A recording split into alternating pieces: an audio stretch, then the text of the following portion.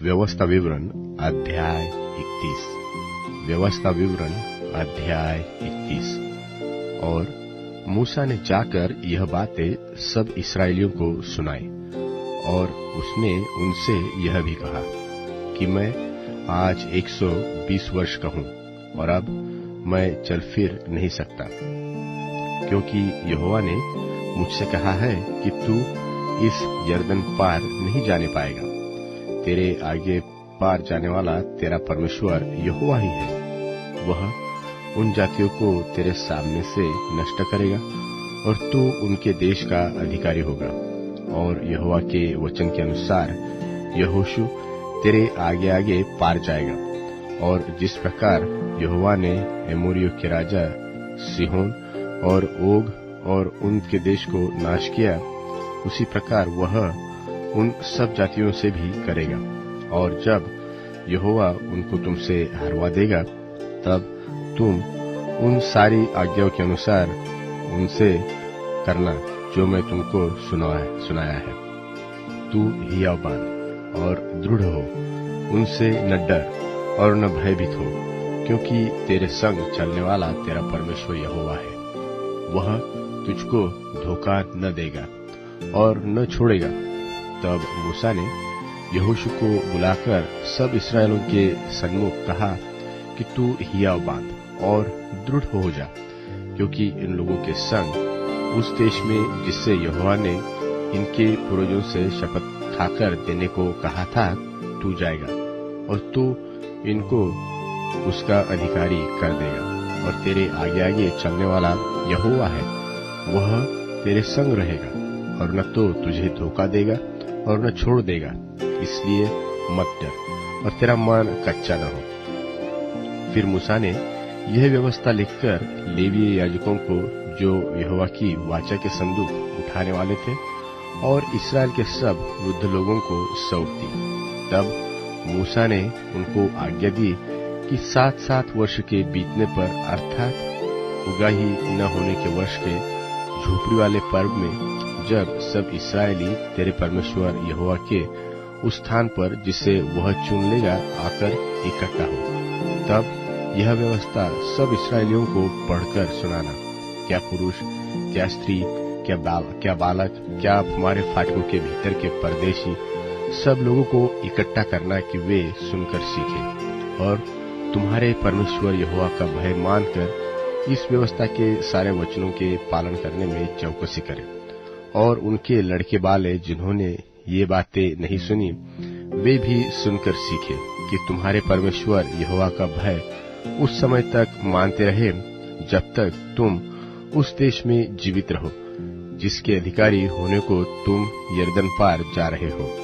फिर यहोवा ने मूसा से कहा, तेरे मरने का दिन निकट है। तू यहोशू को बुलवा, और तुम दोनों मिलकर मिलाप वाले तंबू में आकर उपस्थित हो कि मैं उसको आज्ञा दूं। तब मूसा और यहोशू जाकर मिलाप वाले तंबू में उपस्थित हुए। तब यहोवा ने उस तंबू में बादल के खंभे में होकर दर्शन दिया, और बादल का खंभा तंबू के द्वार पर ठहर गया। तब यहोवा ने मूसा से कहा, तू तो अपने पुरखों के संग सो जाने पर है, पर ये लोग उठकर उस देश के पराये देवताओं के पीछे, जिनके मध्य में वे जाकर रहेंगे और व्यभिचारी हो जाएंगे, और मुझे त्याग कर उस वाचा को जो मैंने उनसे बांधी है तोड़ेंगे। उस समय मेरा कोप इन पर भड़केगा, और मैं भी इन्हें त्याग कर इनसे अपना मुंह छिपा लूंगा, और ये आहार हो जाएंगे, और बहुत सी विपत्तियां और क्लेश इन पर आ पड़ेगा। यहाँ तक कि ये सब उस समय कहेंगे, क्या ये विपत्तियां हम पर इस कारण तो नहीं आ पड़ी क्योंकि हमारा परमेश्वर हमारे मध्य में नहीं रहा?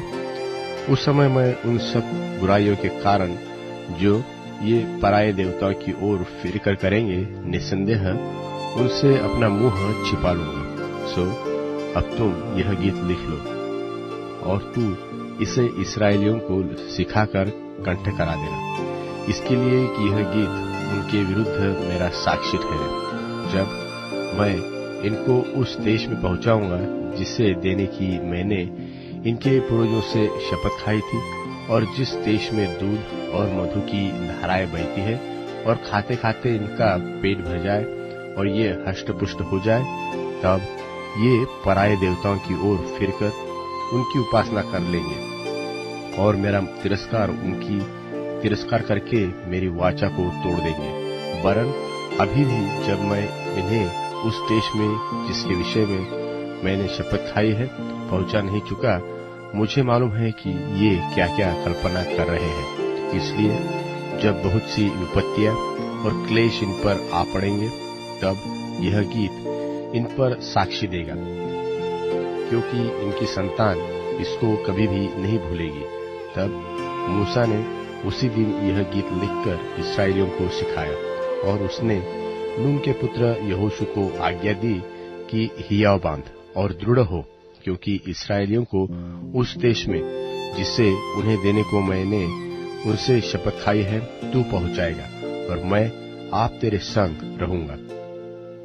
जब मूसा इस व्यवस्था के वचनों को आदि के संत तक पुस्तक में लिख चुका, तब उसने यहोवा के संदूक उठाने वाले लेवियों को आज्ञा दी कि व्यवस्था की इस पुस्तक को लेकर अपने परमेश्वर यहोवा की वाचा के संदूक के पास रख दो कि यह वहां तुझ पर साक्षी देती रहे, क्योंकि तेरा बलवा और हठ मुझे मालूम है। देखो, मेरे जीवन और संग रहते हुए भी तुम यहोवा से बलवा करते आए हो। फिर मेरे मरने के बाद भी क्यों न करोगे? तुम अपने गोत्रों के सब वृद्ध लोगों को और अपने सरदारों को मेरे पास इकट्ठा करो कि मैं उनको ये वचन सुनाकर उनके विरुद्ध आकाश और पृथ्वी दोनों को साक्षी बनाऊं, क्योंकि मुझे मालूम है कि मेरी मृत्यु के बाद तुम लोग बिल्कुल बिगड़ जाओगे और जिस मार्ग में चलने की आज्ञा मैंने तुमको सुनाई है उसको भी छोड़ दोगे। और अंत के दिनों में जब तुम वह काम करके जो यहोवा की दृष्टि में बुरा है, अपनी बनाई हुई वस्तुओं की पूजा करके उसको रीस दिलाओगे, तब तुम पर विपत्तियां आ पड़ेगी। तब मूसा ने इस्राएल की सारी सभा को इस गीत के वचन आदि से अंत तक कह सुनाए।